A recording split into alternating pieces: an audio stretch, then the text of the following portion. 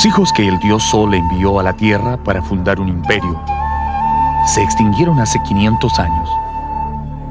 Pero la gloria de su civilización ha logrado perdurar hasta nuestros días como un testimonio de su grandeza. En los albores del siglo XV, los incas formaron el único y más poderoso imperio que ha existido en América del Sur. Un estado militar y religioso tan bien organizado que todavía hoy causa admiración a los historiadores, quienes continúan buscando respuestas a las numerosas preguntas que se hacen sobre ellos. ¿Quiénes fueron los incas? ¿Dónde se originaron? Desde su aparición como una pequeña tribu errante, casi perdida en la inmensidad de los Andes, hasta su transformación en un avasallador imperio que ejercía dominio sobre la mayor parte del continente sudamericano, los incas están rodeados por un halo de misterio. No conocieron la escritura ni la rueda, y nunca recibieron influencia de otros pueblos más allá de los Andes. Sin embargo, en el centro de la geografía más difícil del planeta, supieron construir una sociedad rica y justa, que llegó a gobernar a más de 10 millones de habitantes.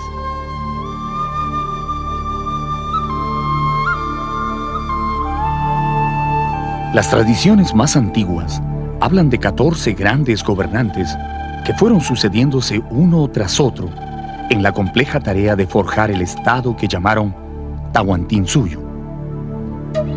Desde Manco Cápac, el héroe fundador, hasta Atahualpa, el último de sus emperadores, los incas fueron uno de los pueblos de más rápido crecimiento que ha existido en la historia. Pero así como su desarrollo fue fulgurante, también lo fue su caída. Su apogeo duró menos de 100 años. El invencible Tahuantinsuyo, que había derrotado a todos los ejércitos que osaron enfrentarlo, se derrumbó repentinamente a manos de un pequeño grupo de conquistadores llegados desde el otro lado del mundo.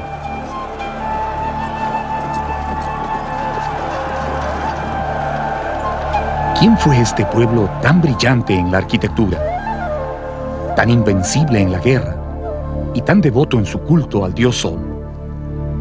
Descubra la magia y los misterios de los incas mientras exploramos su historia, recorriendo la grandiosa ciudad capital, a la que ellos llamaban el centro de la tierra.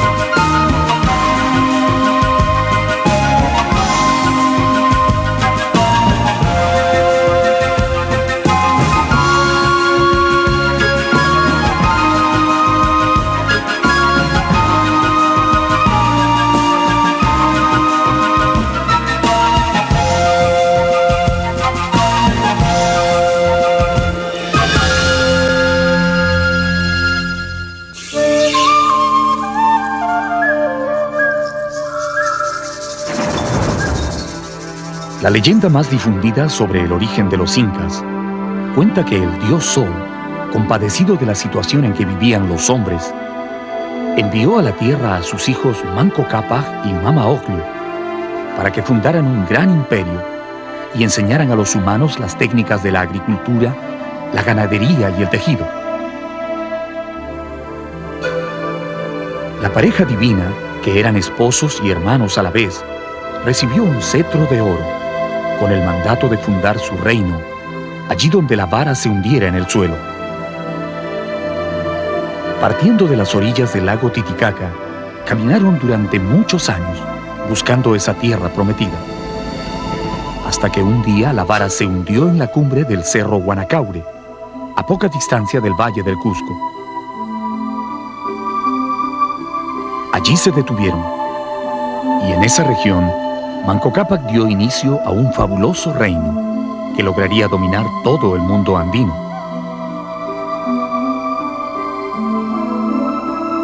Fue el escritor mestizo Inca Garcilaso de la Vega el primero que dio a conocer esta leyenda a comienzos del año 1615, como parte de un libro titulado Los comentarios reales de los incas. Es un hermoso relato, pero algunos historiadores creen que no es una verdadera tradición andina, sino una creación literaria de Garcilaso, que intentaba darle al origen de sus antepasados incas un aura de gloria y misterio que fuera atractivo para los lectores europeos.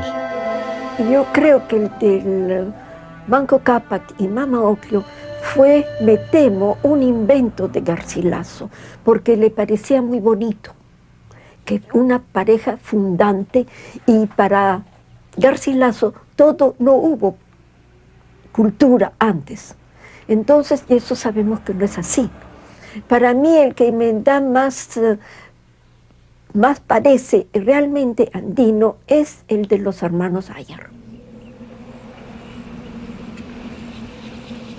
A 65 kilómetros al sur del Valle del Cusco, en el centro de un frío paisaje andino, hay un cerro que tiene 4 extrañas grutas excavadas en la roca.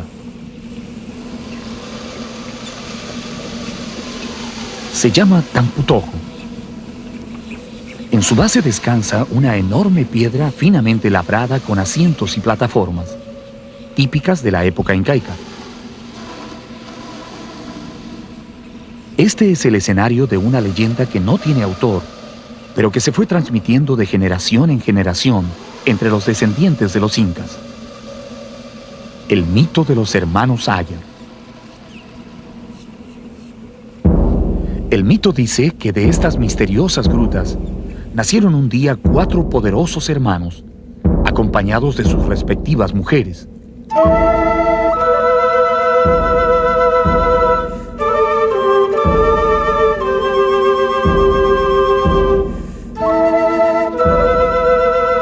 Los hombres tenían poderes mágicos. Uno era capaz de volar y otro podía estremecer los cerros con el disparo de su onda.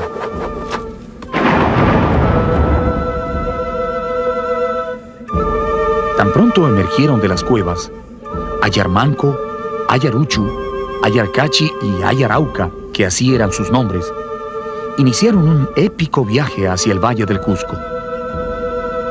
Probando su valor, sus destrezas, 3 de los héroes se quedaron en el camino, y solo Ayarmanco logró llegar al Cusco y tomar posesión de las tierras donde fundó la majestuosa civilización de los incas.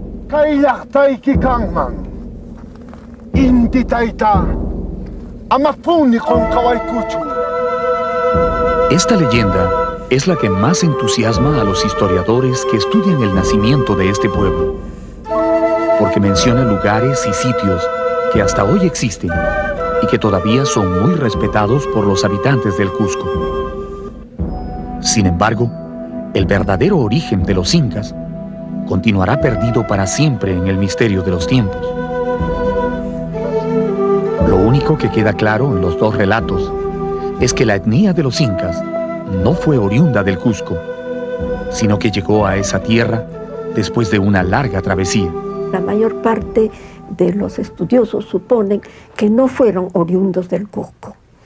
Ellos vinieron de otra parte. Inclusive algunos dicen que eran puquinas, otros que eran aymara. Y por último, quechua hablantes. ¿Pero qué quechua? No se sabe. Y los cronistas explican que vinieron e hicieron pacanas, quedándose varios años en distintos pueblos buscando un sitio fértil, idóneo para establecerse. Pero ¿cómo fue que un pequeño grupo llegado desde otro lugar de los Andes logró apoderarse de las mejores tierras y luego someter a todos sus vecinos hasta formar un imperio? Entre todos los gobernantes incas, hubo uno que soñó con un destino más grande para su pueblo. Cuando él llegó al poder, los cusqueños dejaron de ser una aldea para convertirse en un pueblo que marcaría una profunda huella en la historia.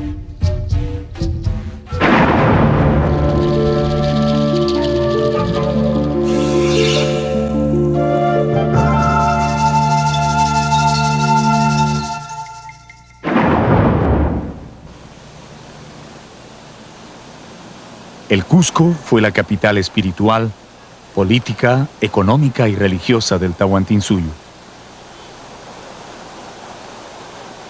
Aquí vivieron desde los primeros años de su historia los gobernantes incas, junto con sus familias y la clase dominante.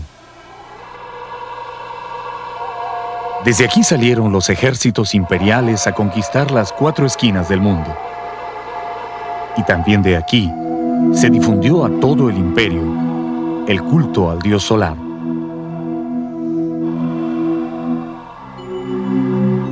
Dicen que una de las primeras preocupaciones del Inca Pachacútec, después de vencer a los chancas, fue remodelar totalmente el Cusco, que en ese momento no era más que un rústico pueblito de casas muy sencillas, agrupadas en las laderas de los cerros. Pachacútec diseñó la nueva ciudad, dándole la forma de un gran puma, el animal sagrado de los pueblos andinos.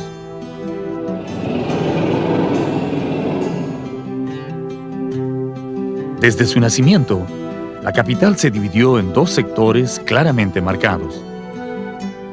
La parte baja fue llamada el Urin Cusco y la parte alta el Hanan Cusco. La fortaleza de Sacsayhuaman, que construyeron años después, completaría la silueta definitiva de esa extraña ciudad, con forma de felino. A partir del Cusco, los incas proyectaron sus dominios hacia todas las tierras vecinas. Y conforme el imperio fue creciendo, se dividió en 4 provincias o regiones administrativas que ellos llamaron Suyus. El Chincha-Suyu, en dirección noroeste. El Collasuyu hacia el sureste, a la zona del lago Titicaca. El Conti-Suyu al oeste, hacia la costa. Y finalmente el Anti-Suyu, a la región de los misteriosos Antis o Chunchos que viven en la selva. Los 4 Suyus reunidos formaban el Tahuantinsuyo, cuyo centro era el Cusco.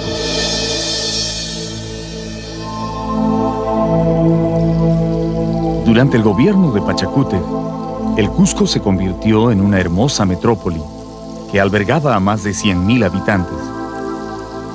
Sus calles, palacios y plazas bien delineadas causaban la admiración de los visitantes que llegaban desde las más alejadas regiones del imperio. Pero dicen que era el templo del Coricancha lo que más atraía a los foráneos. Según los cronistas, fue Pachacútec Inca Yupanqui el que mandó construir este santuario dedicado al dios Sol, y el que lo dotó de tantos adornos y objetos de oro y plata, que el pueblo lo bautizó con el nombre de Coricancha, que en quechua significa recinto de oro.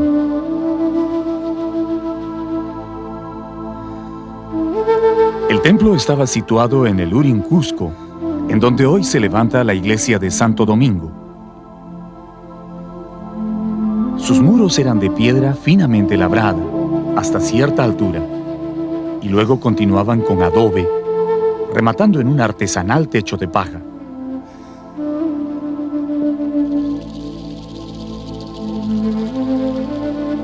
Los primeros europeos que vieron este edificio al llegar al Cusco quedaron deslumbrados por las riquezas que guardaba en su interior.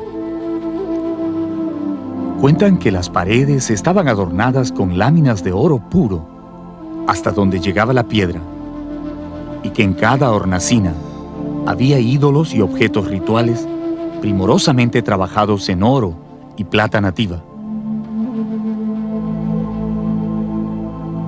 En el lugar más sagrado de este recinto, el Inca ordenó colocar un disco de oro macizo con la representación del dios Sol, ubicando a su derecha la imagen del rayo y a su izquierda al dios Huiracocha, el creador del universo. A partir de entonces, el Sol dejó de ser una divinidad exclusiva del grupo de los incas para convertirse en la religión oficial de todo el imperio. Curiosamente, A pesar de que el templo estaba totalmente dedicado al culto del sol, Pachacútec mandó que en el Coricancha también se custodiaran los ídolos y huacas de todas las provincias conquistadas en los 4 suyos. Así, cuando un pueblo era sometido al imperio, su ídolo principal se trasladaba hasta el Cusco y quedaba depositado en el Coricancha. Allí se le respetaba y ofrecía sacrificios, pero también podía ser usado como un arma política cuando algún pueblo vencido se atrevía a rebelarse. Estaban ubicadas según cómo se habían sido conquistadas, y también uno de sus curacas duales. También tenían que estar ahí. Y eso es para, en caso de rebelión, castigaban a la huaca y al curaca. Y muchas rebeliones se evitaron de temor a que la huaca local de un pueblo fuese castigada severamente. ¿Podríamos decir entonces que los incas guardaban como rehenes a los ídolos de los pueblos conquistados? Así es, eran rehenes. Y sus señores también. La sala de sacrificios del Coricancha está ocupada por una sola roca de granito, tallada con 4 puntas, que recuerdan los 4 suyos del imperio. Sobre esta piedra, el sumo sacerdote sacrificaba una llama negra en los días más sagrados del año, invocando la protección del sol para el Inca y la familia real. Este cuarto también servía para que el gran sacerdote pudiera comunicarse con las divinidades del cielo. Aquí se apartaba del mundo para beber extraños alucinógenos, hasta caer en un trance durante el cual el sol hablaba por su boca, anunciando los acontecimientos del futuro. Durante esos momentos, cuando el sacerdote estaba poseído por el espíritu del sol, se convertía en el Huillag Uma, la cabeza que habla, y sus palabras eran un mandato sagrado para los gobernantes del Tahuantinsuyo. Otro de los recintos interiores del templo estaba dedicado a la veneración de las estrellas, que eran vistas como hijas del sol y de la luna. Sus paredes también estaban decoradas con objetos de oro fino, pero además, en el centro de este cuarto, construyeron una estrecha ventana orientada hacia el planeta Venus, al que ellos llamaban Chasca, o centinela del sol. Por aquí podían observar los movimientos de las estrellas en el firmamento. Así descubrieron algunas de las constelaciones más importantes y lograron establecer la diferencia entre planetas y estrellas. Los cronistas cuentan que el marco de esta ventana estuvo ricamente ornamentado con oro y piedras preciosas de distintos tamaños, tan bien engarzadas en la pared que fue necesario romper la roca con martillos de hierro para arrancarle sus tesoros.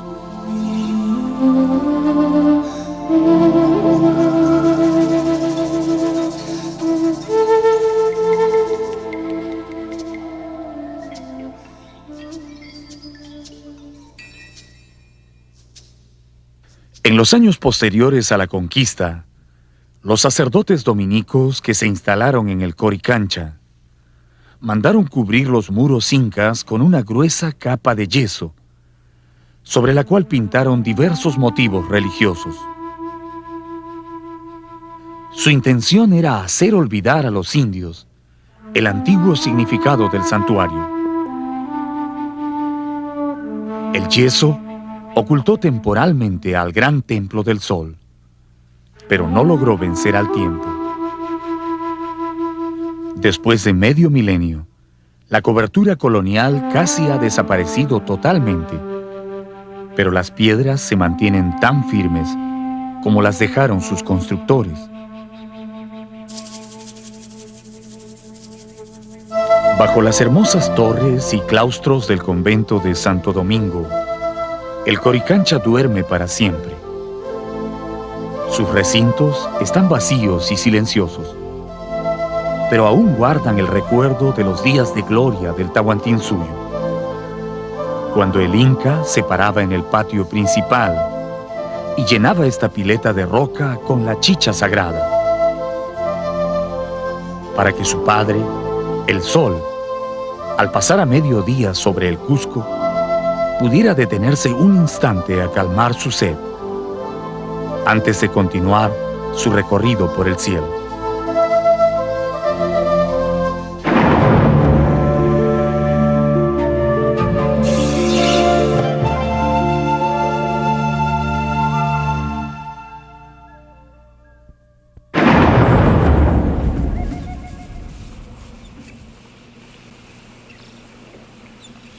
El Cusco es la ciudad viviente más antigua del continente americano.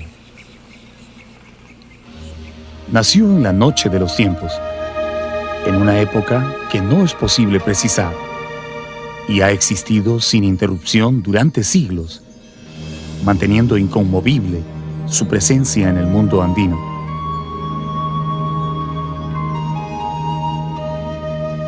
Asentada en las alturas de la cordillera de los Andes, a 3.350 metros sobre el nivel del mar, el Cusco ya era una ciudad con más de 200.000 habitantes, cuando los conquistadores españoles la vieron por primera vez en el año 1533. Dicen que su nombre antiguo era Acamama, pero se cambió a Cusco en la época en que los incas comenzaron a expandirse y formaron el imperio del Tahuantinsuyo.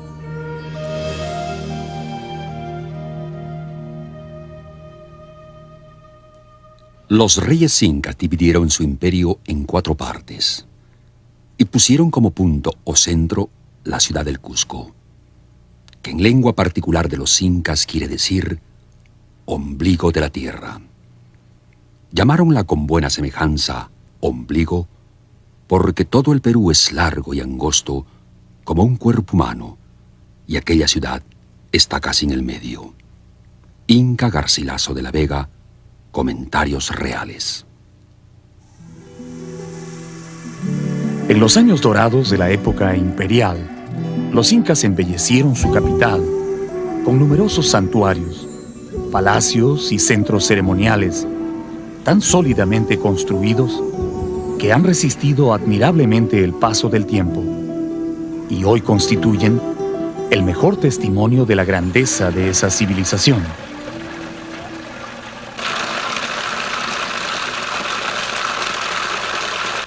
Actualmente, cualquiera que visite el Cusco puede ver tantas construcciones provenientes del pasado inca que no podrá dejar de preguntarse: ¿cuánto tiempo tomó levantar todos estos edificios?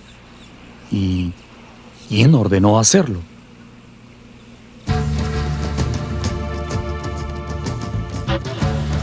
Los historiadores coinciden en señalar que fueron 14 los incas que gobernaron el imperio. Sin embargo, la mayor parte de esos incas pertenecen al mundo de la leyenda o la imaginación, porque no hay nada que pueda probar que realmente existieron. Desde Manco Cápac hasta Huiracocha, todos son incas míticos, y solo los 5 últimos corresponden al periodo que se denomina histórico, del cual hay testimonios comprobables.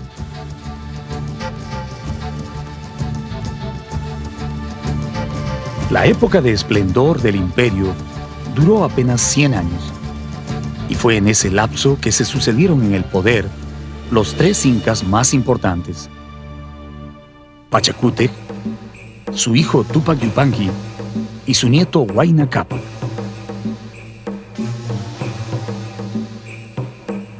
Todo lo que podemos apreciar en nuestros días como herencia de los incas fue construido durante el mandato de esos 3 gobernantes, que se conoce como el siglo de oro del imperio, y está comprendido aproximadamente entre los años 1430 y 1525. Pachacútec fue el gran iniciador. Tupac Yupanqui el conquistador de los más grandes territorios, y Huayna Cápac el estadista que organizó y dio forma al imperio.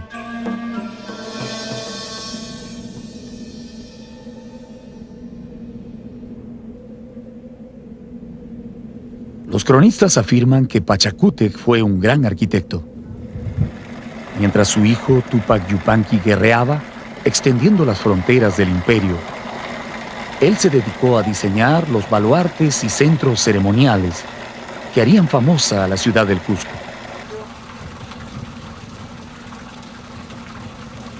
Sus construcciones fueron monumentales y casi siempre tuvieron un carácter ritual.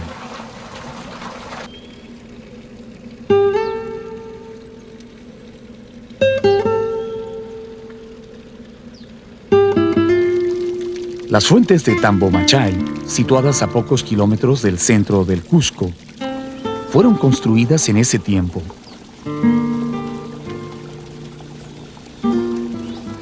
Eran parte de un gran santuario donde se rendía culto al agua y a donde los gobernantes incas se retiraban a descansar en determinadas épocas del año.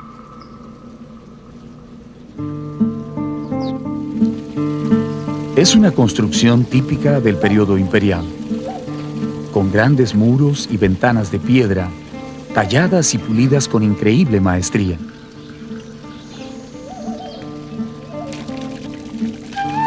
Nadie ha podido descubrir de dónde viene el agua de estas fuentes. Lo que sí se sabe es que nunca se termina. Durante todo el año traen la misma cantidad y siempre es agua limpia y pura.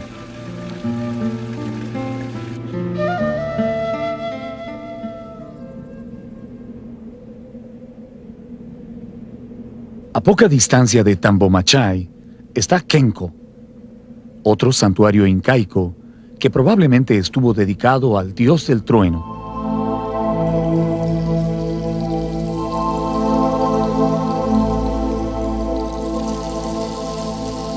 En el centro de este lugar se levanta una gran roca que antiguamente fue esculpida con imágenes de pequeños sapos y monos, pero que luego fue destruida en el tiempo de la colonia por los sacerdotes extirpadores de idolatrías, que no deseaban dejar nada que recuerde a los antiguos dioses de los indios.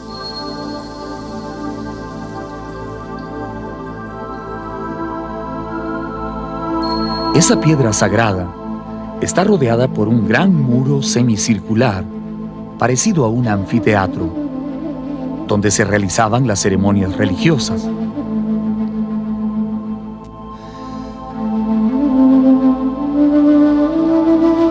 Cuentan que las hornacinas servían para colocar a las momias de los incas difuntos o de antepasados importantes, que siempre eran invitados a participar en los rituales.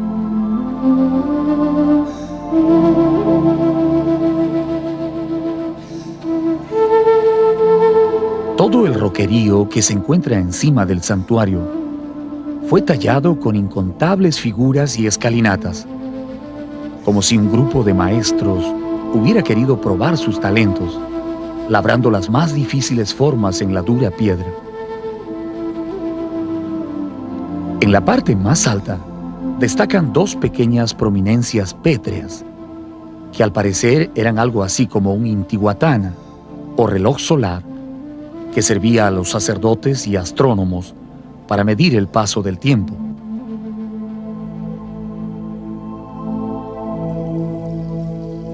Curiosamente, durante el solsticio de invierno, los primeros rayos de sol que llegan a Kenko caen sobre estas rocas, formando una extraña figura que parece un puma con los ojos brillantes.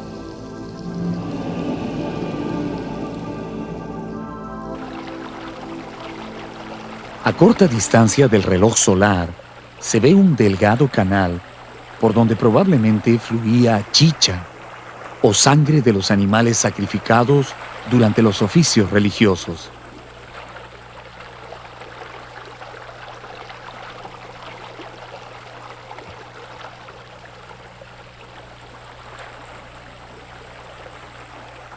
En la parte baja el canal se divide en 3 pequeños ramales. Para los sacerdotes andinos, si la sangre fluía por el centro, significaba que el sacrificio era del agrado de los dioses. De lo contrario, ese era el comienzo de una época con los peores augurios.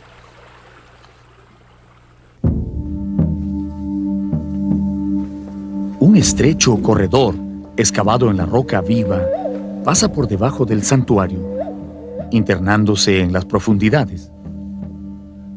Probablemente de allí deriva el nombre de Kenko, que significa laberinto.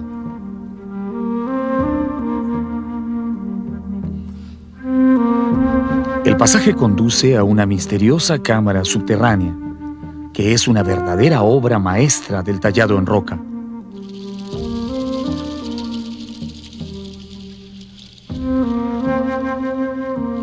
Como si la piedra fuera una materia sencilla para sus manos, los alarifes incaicos la cortaron como quisieron, formando alacenas, escalones y un gran altar de sacrificios.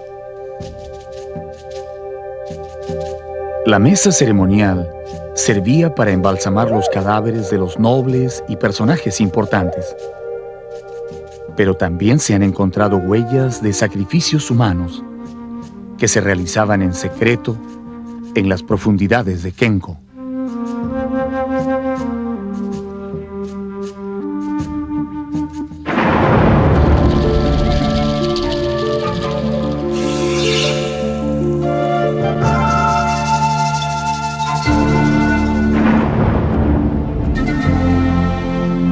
Los hombres que construyeron estos muros pensaban en un reino que no terminaría nunca. Creían firmemente que su pueblo era el escogido del cielo para gobernar el mundo entero. Por eso construyeron Sacsayhuaman, para honrar a sus dioses y dejar un testimonio imborrable de su paso sobre la tierra.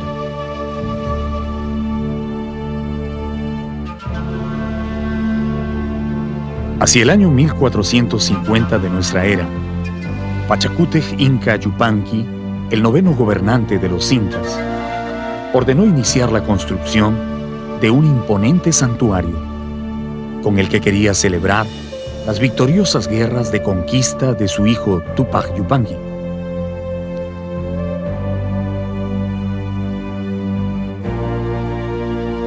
Utilizando la mano de obra de miles de mitmas, trabajadores especialmente traídos desde lejanas provincias, encargó a sus arquitectos construir un conjunto de recintos, baluartes y torreones en las suaves colinas situadas al norte del Cusco.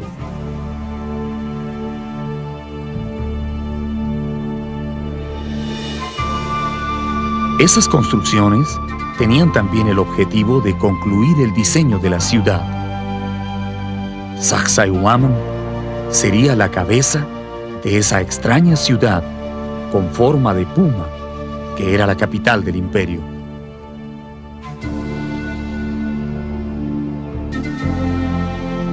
Los trabajadores iniciaron la obra en el tiempo de Pachacútec, pero el Inca no llegó a haber terminado el trabajo.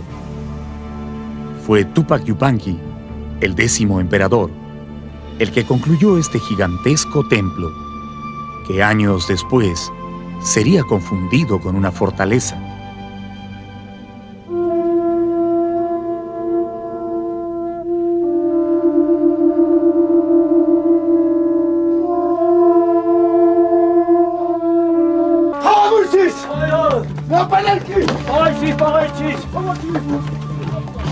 En el año 1535, cuando los conquistadores ya habían capturado el Cusco, Manco Inca, el Inca nombrado por los españoles, decidió rebelarse y levantó un gran ejército con el que logró sitiar la ciudad por varios meses. Después de sangrientas batallas, los indios se vieron forzados a retroceder y se atrincheraron en el santuario, logrando resistir por más de 20 días. Allí murió el valeroso guerrero Cahuide, que según los cronistas, fue el encargado de la defensa del último torreón. En el torreón más alto los indios tenían por capitán a un orejón tan valeroso que se le podría comparar con los romanos. Llevaba una daga en el brazo y una porra en la mano, con la que asestaba mortales golpes a los españoles y también a los indios que se querían rendir. Andaba como un león de un lado a otro, pero al final, viendo clara la perdición de todo, arrojó la porra a los cristianos y tomando pedazos de tierra, la mordía con tanta congoja que no se puede decir. Después se echó de lo alto de la fortaleza para que no triunfaran sobre él. Cronista Pedro Pizarro, 1536.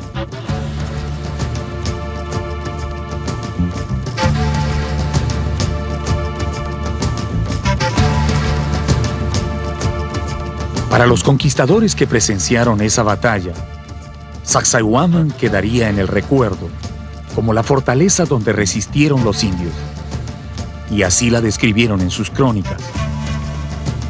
Solo los naturales sabrían para siempre que fue en el gran santuario el lugar donde terminó la rebelión de Manco Inca.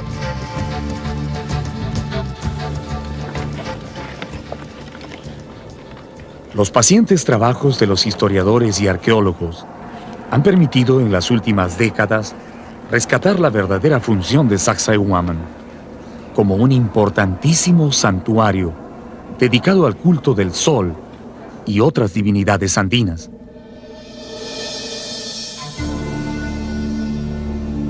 En su época de mayor esplendor, el Cusco no tenía necesidad de una fortaleza para defenderse, y no era una costumbre de ellos construirlas.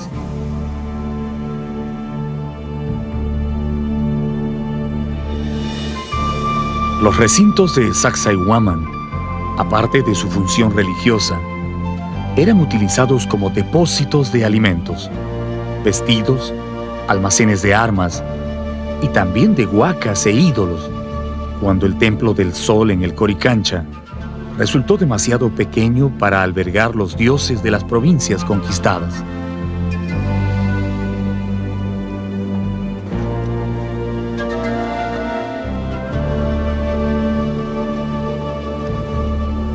Las excavaciones arqueológicas realizadas en la parte alta del conjunto dejaron al descubierto las bases de los torreones de los que hablan las crónicas antiguas.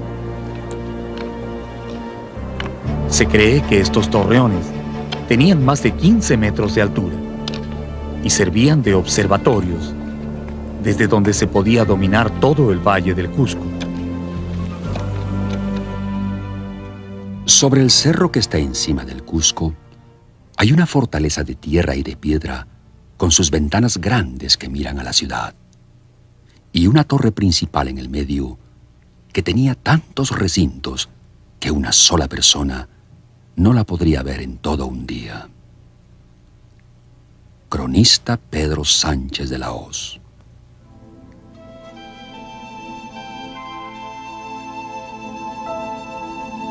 Desde la primera vez que lo vieron, los conquistadores quedaron pasmados ante las dimensiones y belleza de Sacsayhuaman. Les resultaba imposible creer que un pueblo ágrafo, sin conocimiento de la rueda ni del hierro, hubiera podido levantar estos poderosos muros, con rocas que sobrepasan las 100 toneladas, y asentadas unas sobre otras, sin ningún pegamento entre ellas.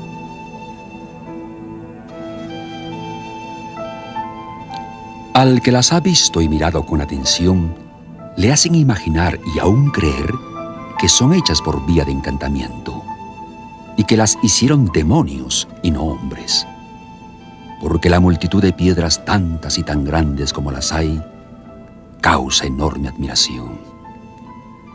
Inca Garcilaso de la Vega, Comentarios Reales.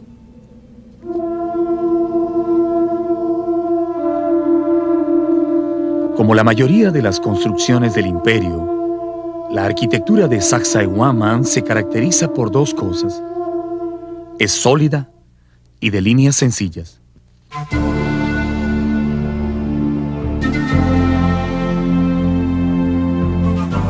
La austera personalidad de los incas no permitía más adornos en sus edificios que el maravilloso pulido de las piedras. Aun cuando otros pueblos anteriores a ellos, como Chavín o Tiahuanacu, decoraron sus santuarios con esculturas y estelas, los incas prefirieron un estilo sobrio, pero resistente en su arquitectura.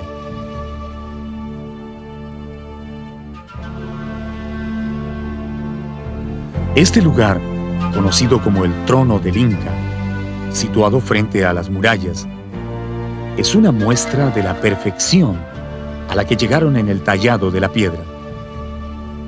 Perfección que hace innecesario cualquier adorno.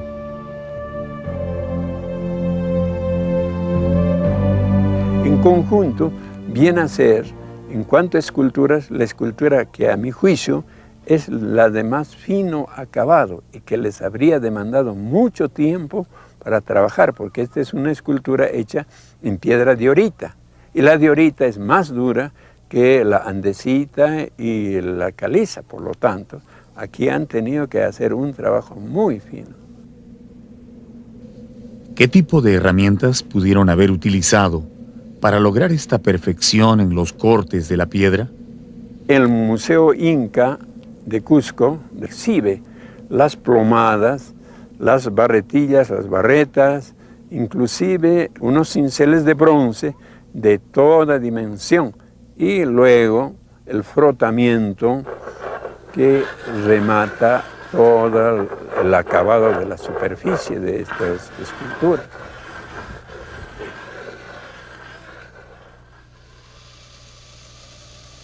¿Sería cierto que existía un túnel secreto que unía a Sacsayhuaman con el templo del Coricancha?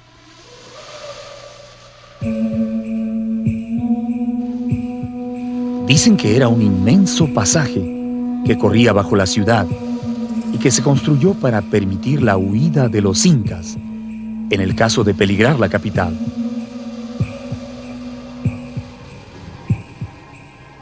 No ha podido ser comprobado, pero las formaciones rocosas, llamadas chincanas, que hay al norte de Sacsayhuaman, alientan esa leyenda.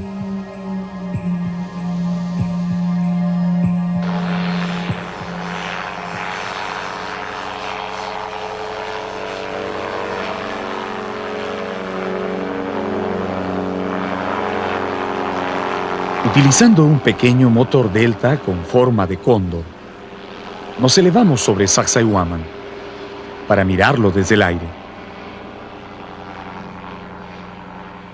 Desde aquí son visibles los tres grandes muros en forma de zigzag que sostienen las terrazas y plataformas del templo.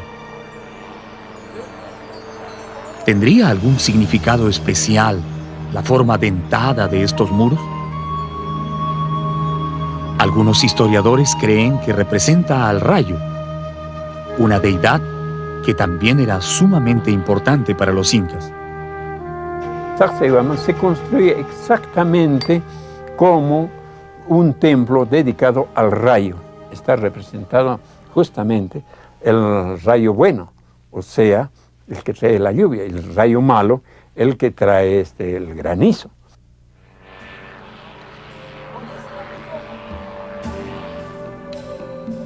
Este gran círculo de piedra construido al costado del santuario fue una laguna artificial, junto a la cual celebraban oficios religiosos y, al parecer, también despedían a sus muertos notables.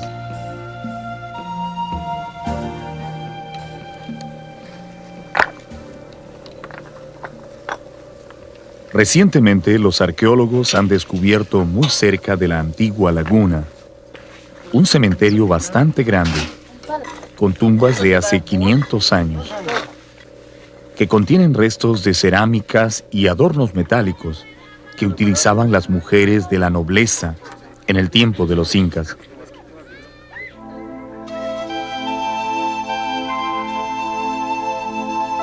Es la primera vez que los investigadores pueden ver las tumbas de los nobles del Tahuantinsuyo, antes de que hayan sido saqueadas.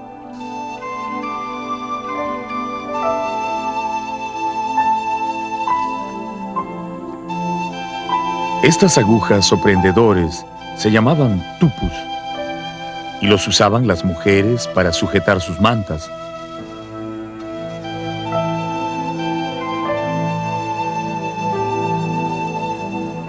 También se puede ver varios lirpus, esos espejos de metal muy pulido que usaban encima del pecho las damas distinguidas, exactamente como aparecen en los dibujos del cronista Guamán Poma de Ayala.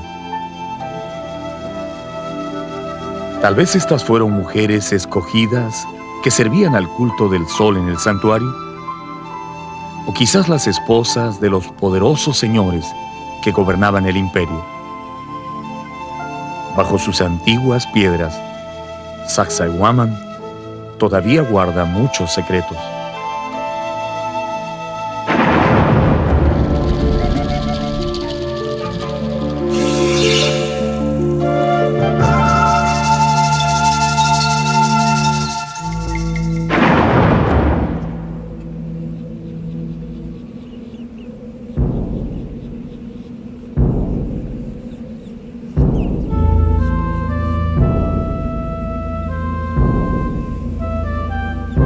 Cada uno de los nevados y montañas del Cusco tiene su propio nombre.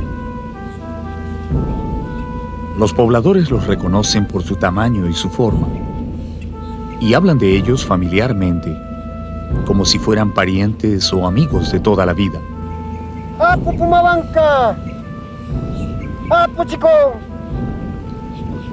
Durante incontables generaciones, la gente del campo ha dirigido la vista a estas grandes montañas, invocando su protección o solicitando su permiso para sembrar la tierra.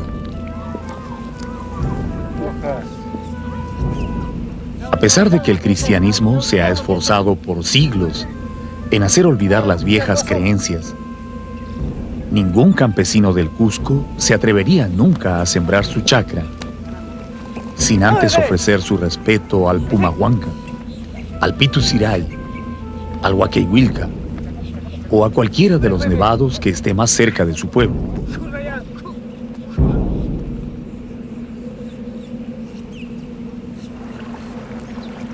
Al pie de las venerables montañas discurre apaciblemente el Huilcamayo, el río sagrado de los incas, al que en castellano también le dicen Vilcanota.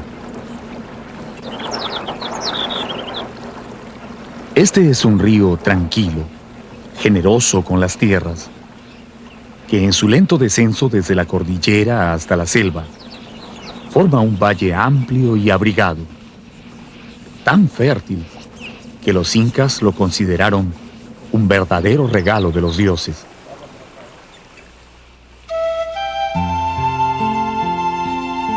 Aquí desarrollaron una intensa actividad agrícola.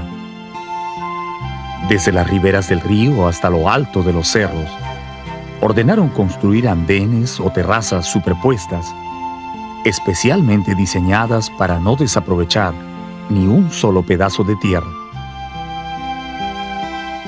Y allí fueron sembrando sus plantas, de acuerdo a las variaciones de la temperatura, desde maíz en la parte baja, hasta quinoa, papas y habas en los andenes más altos.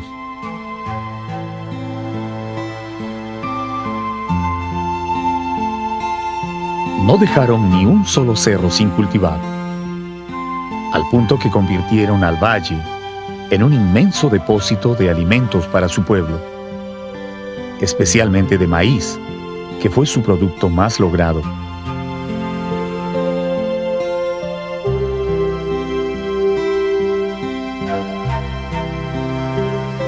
En el sector comprendido entre el pueblo de Pisac y Machu Picchu, los incas dejaron tantos andenes en plena producción que si volvieran a ser utilizados, resolverían totalmente el problema alimentario en todo el sur del Perú.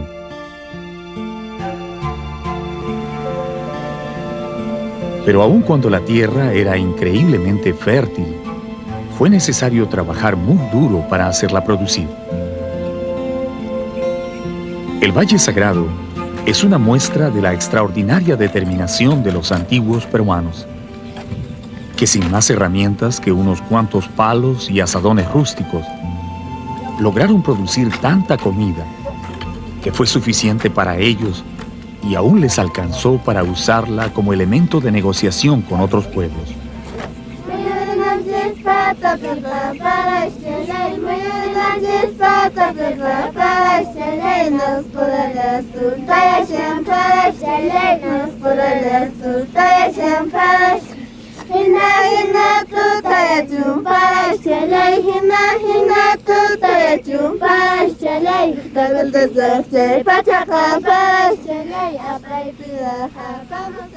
Pisaj es una palabra quechua que no tiene traducción en castellano.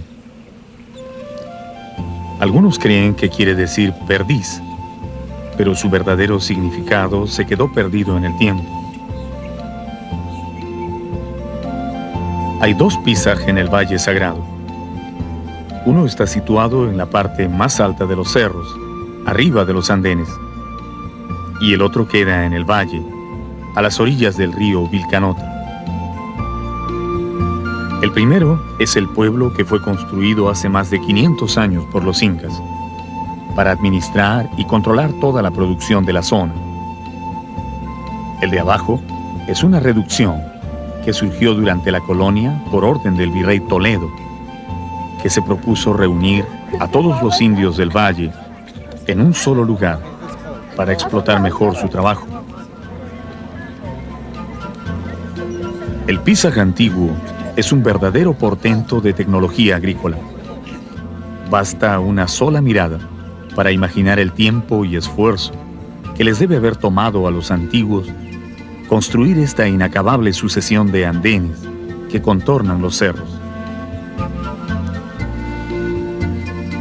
Las construcciones están intactas, hasta las gradas o sarunas de piedra que servían para subir a cada andén se mantienen firmes en su lugar.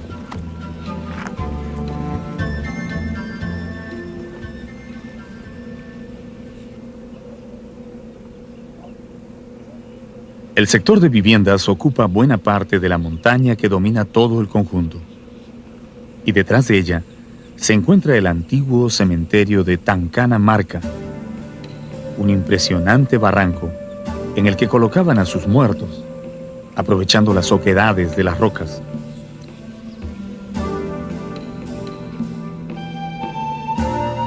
Como todo centro de producción agrícola, Pisaj tenía sus graneros o colcas, donde guardaban las cosechas antes de distribuirlas a los pueblos del Cusco.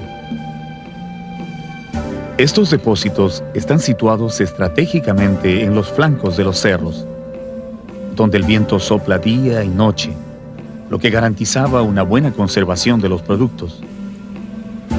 Y por si hubiera alguien que intentara acercarse a robar en las colcas, los agricultores tenían instalados varios torreones de vigilancia, con gente armada que miraba desde las alturas, cuidando el producto de su trabajo.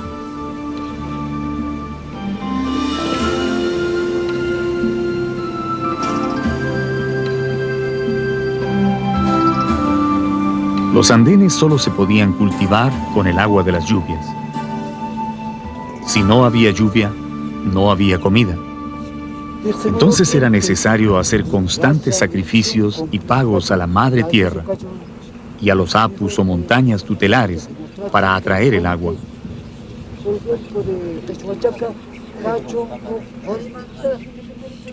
Al pasar por esta portada, que se conoce como Amaru Punku o Puerta de la Serpiente, se ingresa en el sector religioso de Pisaj.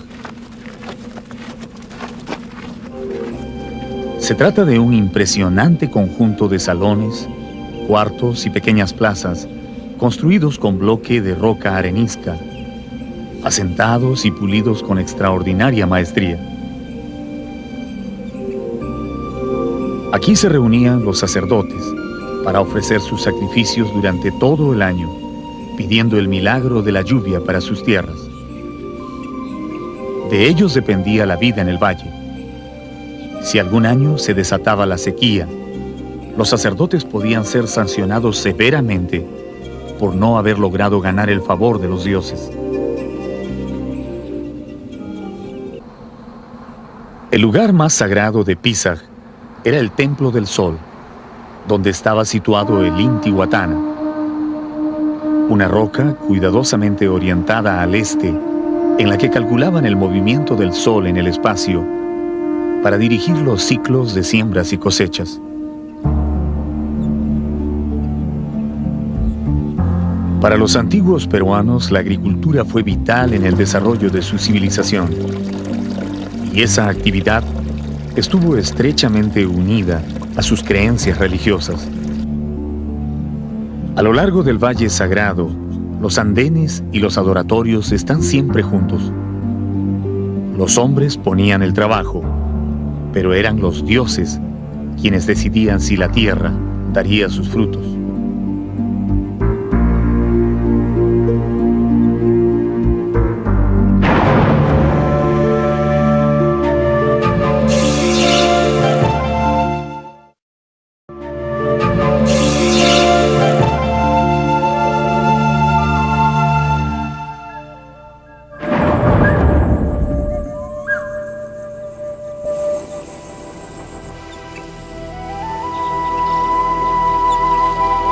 Durante la época de los incas, se llamaban tampus a los pueblos donde se almacenaban grandes cantidades de alimentos y en los que podían detenerse a descansar los viajeros o los ejércitos en campaña.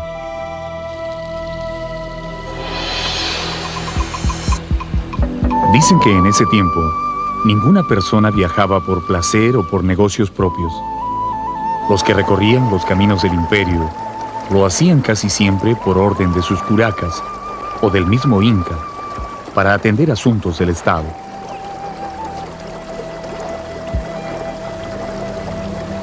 Los tampus servían de lugar de descanso para esos viajeros y por supuesto eran también centros de control entre una y otra región.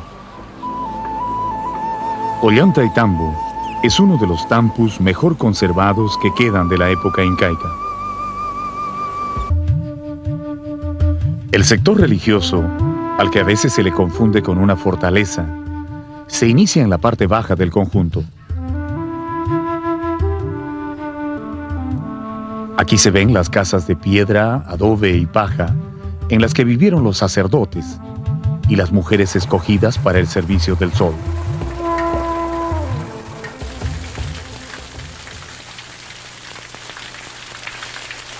Es un lugar muy apacible, adornado con numerosas fuentes rituales que en su tiempo deben haber servido para las ceremonias del culto al agua.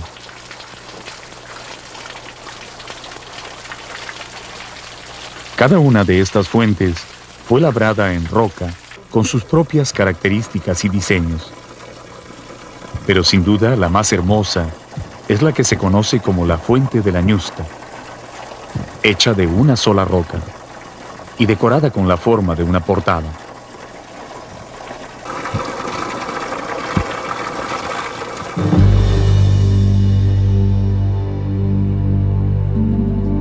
Para llegar al corazón del sector religioso, es necesario subir una empinada escalinata de piedra que cruza 16 andenes, perfectamente alineados, encima de los cuales se levanta un maravilloso conjunto de portadas y recintos hechos de piedra, que constituyen la más admirable muestra de la arquitectura de los incas.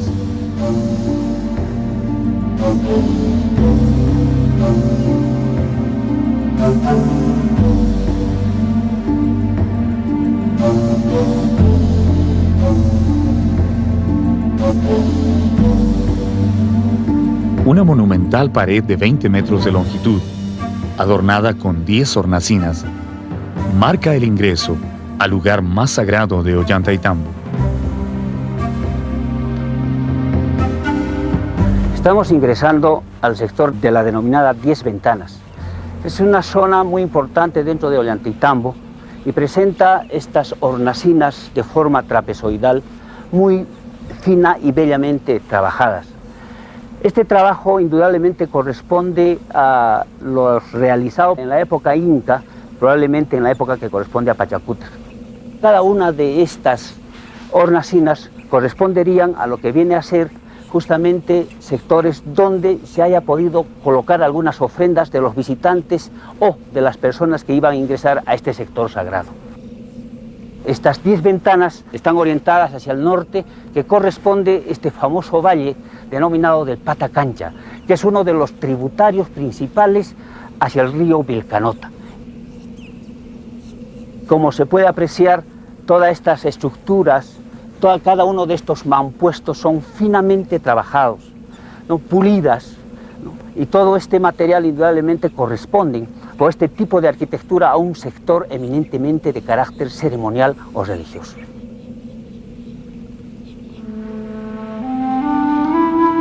En este muro resaltan unas extrañas protuberancias cuya función nunca se ha podido explicar con claridad. Algunos creen que fueron las muestras que dejaron los picapedreros para señalar todo el trabajo que debieron realizar al pulir las piedras. Pero otros consideran que son más bien los puntos de apoyo donde amarraban las sogas para jalarlas y acomodarlas en su lugar.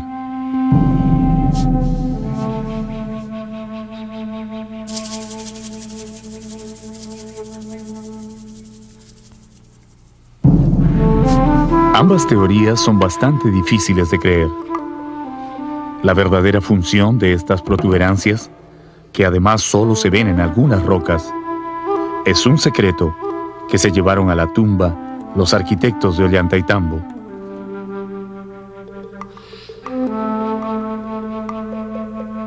Cruzando la portada del muro de las 10 hornacinas, se llega a la cumbre del cerro, donde se levantan los restos del portentoso Templo del Sol.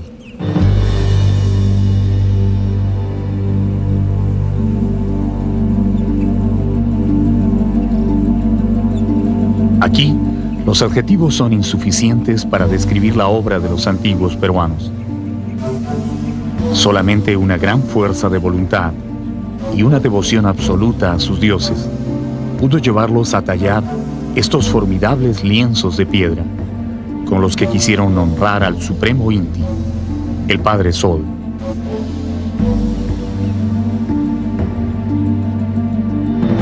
Las 6 rocas de pórfido rojo que forman este espléndido muro miden un poco más de 4 metros de alto y se calcula que pesan entre 60 y 70 toneladas cada una.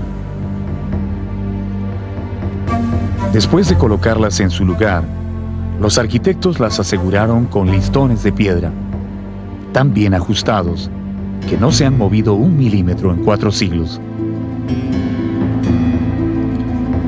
Antes de la llegada de los conquistadores españoles, las rocas estaban decoradas con figuras geométricas y grandes tallados de animales sagrados, especialmente 2 pumas, cuyos cuerpos fueron arrancados por los sacerdotes extirpadores de idolatrías.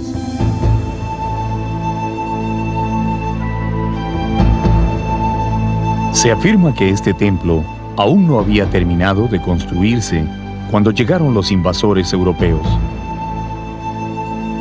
Alrededor del muro principal se pueden ver muchas rocas ya cortadas y pulidas, esperando ser ubicadas en su posición final, y otras subidas sobre pequeñas rampas, tal vez a punto de ser levantadas. El templo estaba diseñado para ser el más grande y suntuoso del Tahuantinsuyo.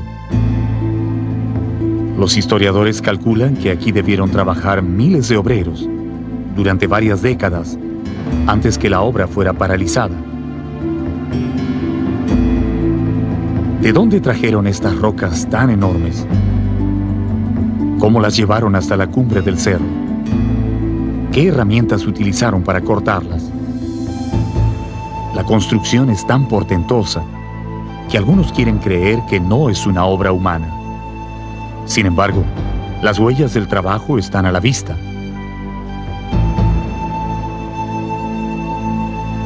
Al costado del muro principal se ve la gran rampa de tierra por donde cientos de hombres subieron las piedras, jalándolas con cuerdas.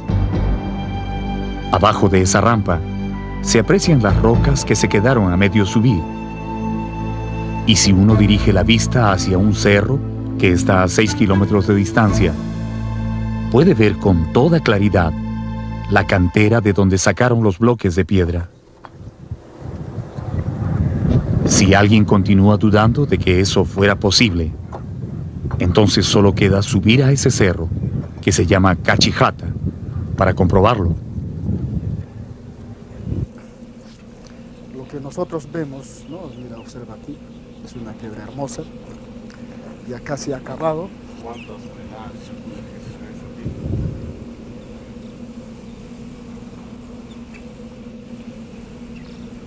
Cuando uno visita la cantera de donde se sacaron las piedras para construir Ollantaytambo, recién se puede dar cuenta del enorme esfuerzo que significó para los constructores incas arrancar las piedras desde este cerro y llevarlas hasta el sitio donde levantaron sus monumentos.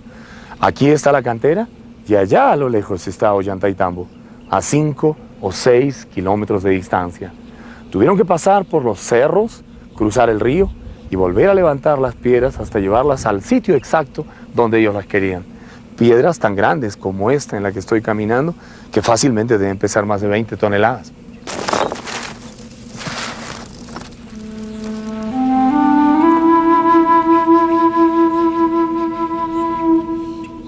En Cachijata hay cientos de rocas cortadas y listas para ser llevadas a Ollantaytambo, y muchas otras que estaban en proceso de extracción.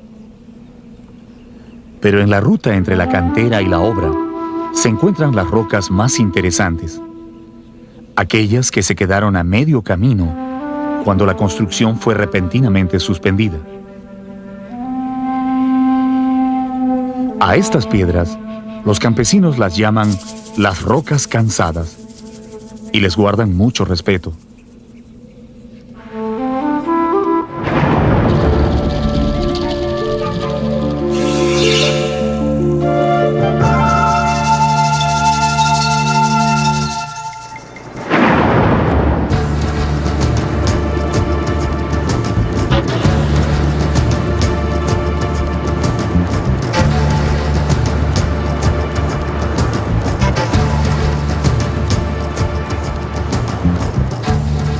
Hay 3 formas de ir a Machu Picchu, la ciudad sagrada de los incas. Por tren, como lo hace la mayoría de los visitantes.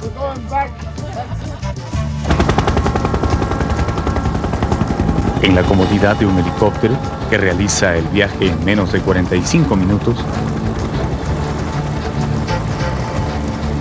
Y por tierra, caminando como lo hacían los antiguos peruanos.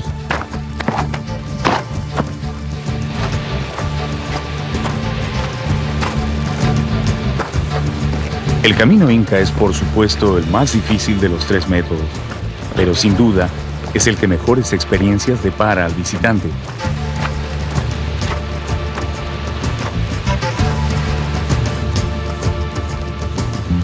Durante el siglo XV, en la época de mayor expansión del imperio, los incas mandaron construir una extensa red de caminos que cubría más de 30.000 kilómetros sobre las montañas, valles y llanuras de su inmenso territorio. Algunos de esos caminos ya existían desde épocas remotas, pero los quechuas ordenaron ampliarlos, empedrarlos y dotarlos de puentes, tambos y depósitos de alimentos para atender a los viajeros.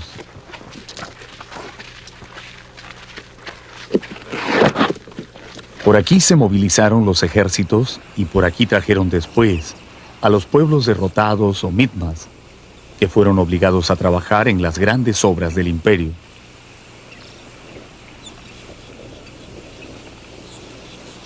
En los lugares donde los ríos impedían el paso, construyeron puentes realmente increíbles, utilizando solamente la quechua o paja de las punas.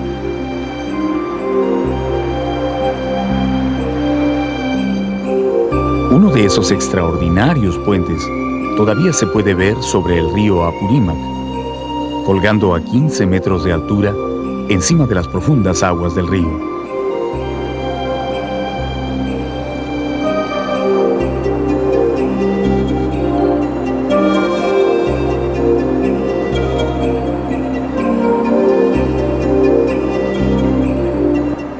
Se le conoce con el nombre de Queshuachaca, o puente de paja, y verdaderamente está hecho solo con paja, sin ningún trozo de metal o madera.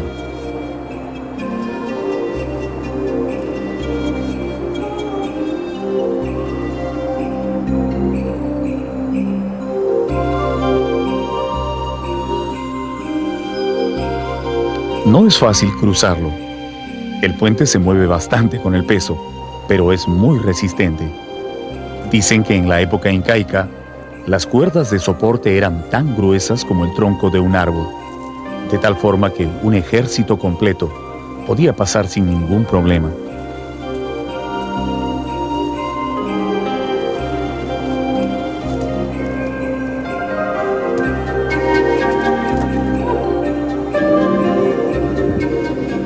El camino que lleva a Machu Picchu baja desde las Punas a 3.600 metros sobre el nivel del mar, hasta las cálidas tierras de la Ceja de Selva, donde el río Urubamba cambia de nombre para llamarse Vilcanota.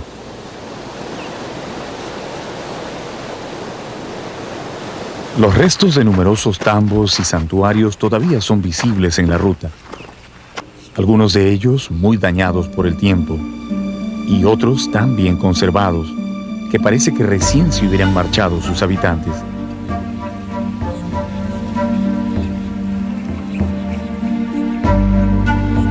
La neblina es un compañero inseparable de los caminantes. Le da un aspecto fantasmal a los antiguos edificios incas.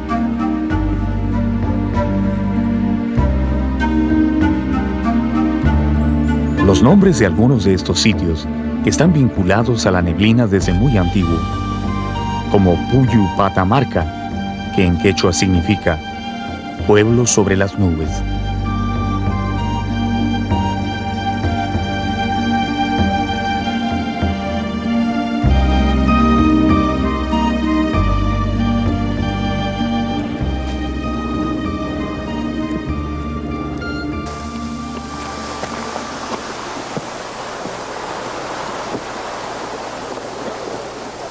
Conforme se avanza hacia la ceja de montaña, las cascadas se hacen más numerosas, así como las flores de variadas especies de orquídeas que bordean el camino.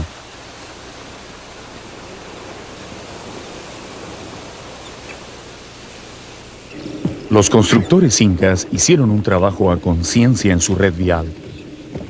Cada una de las piedras y escalinatas de este camino ha resistido 4 siglos de duro trajín y todavía se mantienen firmes en su lugar.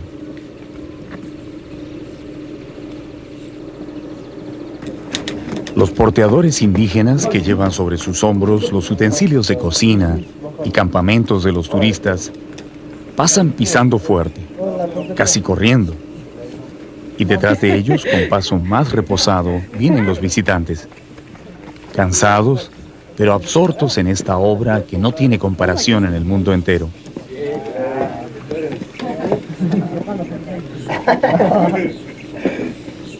El camino inca no conoce desviaciones. Sigue una línea inconmovible hacia Machu Picchu, faldeando los cerros o trepando sobre ellos sin ninguna indecisión. Si hay que bajar, lo hace, y cuando se debe subir, se lanza hacia la altura sin ahorrar ni un metro de esfuerzo a los caminantes.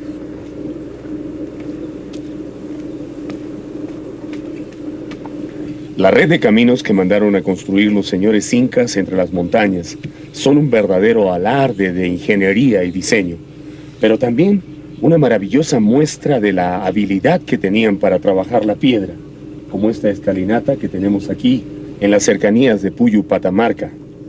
A través de estos caminos se podía unir al Cusco con Machu Picchu, pero también los caminos permitían unir ciudades tan lejanas como Cusco y Quito solamente en el lapso de 10 días, más o menos el mismo tiempo que tarda en llegar la correspondencia en nuestro tiempo. Esta escalinata que tenemos acá está maravillosamente labrada en la roca viva. Son gradas que van ascendiendo lentamente hacia la parte alta de la montaña y han sido cinceladas, cuidadosamente labradas en la peña, en la roca. Quitan el aliento, pero vamos a subirlas.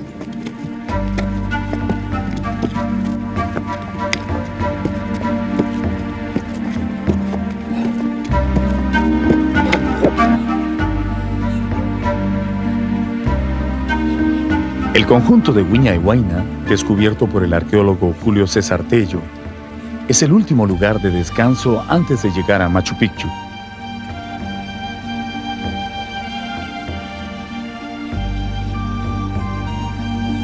Se trata de un conjunto de edificaciones circulares de típico estilo imperial, en las que se puede encontrar templos, torreones de vigilancia, fuentes y muchos recintos que sirvieron de vivienda a los administradores de los trabajos agrícolas.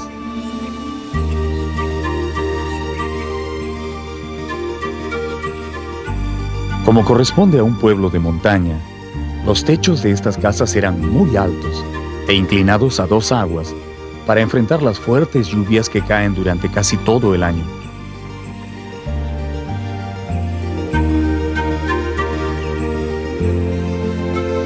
Hasta ahora son claramente visibles las rocas especialmente perforadas, incrustadas en la estructura, donde se amarraban las vigas de soporte de los techos, que también debían resistir los vientos huracanados de la zona.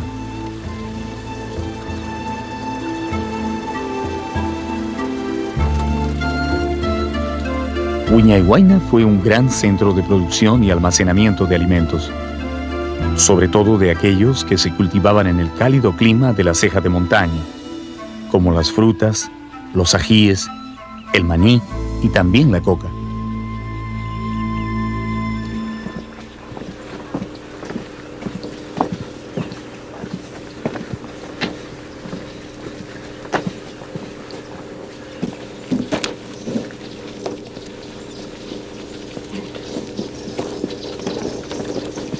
Una escalinata de 125 grados es el último desafío para llegar a Inti Punku, la Puerta del Sol, la entrada oficial a Machu Picchu para los que llegan por el camino inca. Esta última subida acaba totalmente con el físico de cualquier viajero, pero luego viene el descanso, frente a la maravillosa vista de la ciudad sagrada. Bueno, por lo menos debe venir, a menos que toque un día nublado. Y entonces no hay más remedio que esperar hasta que salga el sol, escuchando esa babel de lenguas en que se convierte Inti Punku a las 6 de la mañana de cualquier día del año.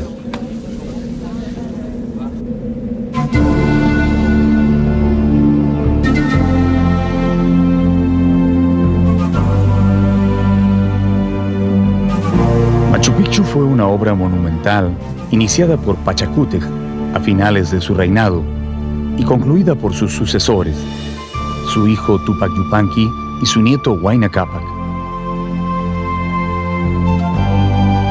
Es la máxima expresión de la arquitectura inca imperial, una ciudad que es a la vez un santuario y un centro administrativo, planeado para conquistar los misteriosos territorios de la ceja de selva.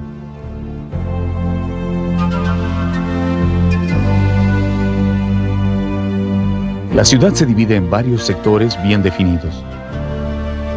Uno es el sector agrícola, en el que destacan las terrazas o andenes, que forman grandes escalones en las laderas de los cerros. La zona urbana, conformada por 3 plazas alargadas, rodeadas de grandes recintos de viviendas, y el sector sagrado, en el que sobresalen los templos de las 3 ventanas, y el Templo del Sol.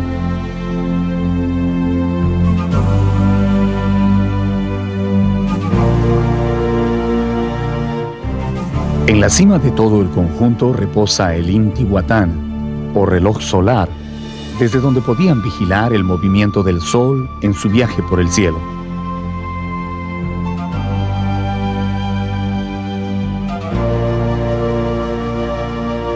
En el interior de uno de los recintos sagrados hay 2 pequeños morteros o espejos de agua que, según los investigadores, servían para observar los eclipses.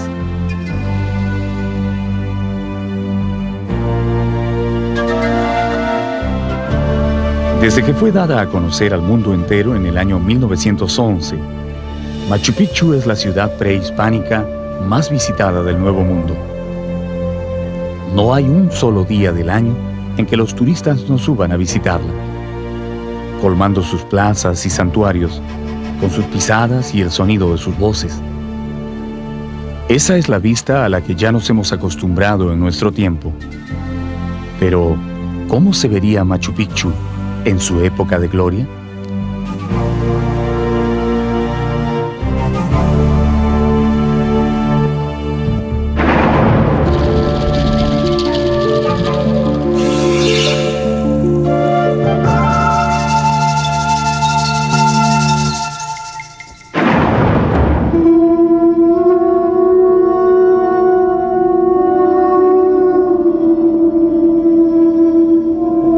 Esta es la histórica ciudad de Machu Picchu, construida por los incas en el siglo XV de nuestra era.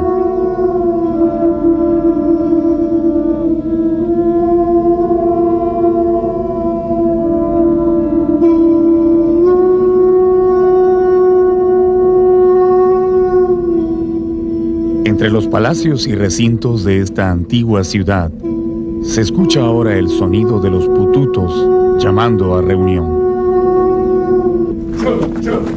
La corte del Zapaj Inca, el supremo